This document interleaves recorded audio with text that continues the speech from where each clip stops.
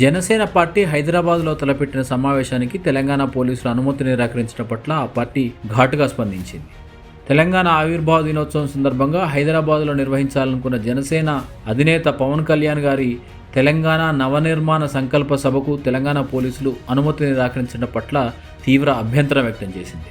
నిజమైన భద్రతా ఆందోళనల కంటే సాకుల్లా కనిపిస్తున్నాయి పోలీసులు చూపిన వివరాలు అంటూ విమర్శించింది. ఒక రాజకీయ విశ్లేషకుడు చేసిన వ్యాఖ్యలు, వాటికి ఇచ్చిన ప్రతివాదాలు అకస్మాత్తుగా తెలంగాణ అంతటా శాంతి భద్రతల సమస్యగా ఎలా మారాయి? ఒకవేళ ఆ వ్యాఖ్యలే సమస్య అయితే ప్రాంతీయ భావోద్వేగాలు రెచ్చగొట్టిన వారిపైన ప్రభుత్వం ఎందుకు చర్యలు తీసుకోలేదంటూ ప్రశ్నించింది.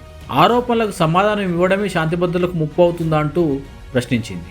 మరోవైపు పోలీసులు పార్కింగ్ సమస్యను కూడా కారణంగా చూపారు.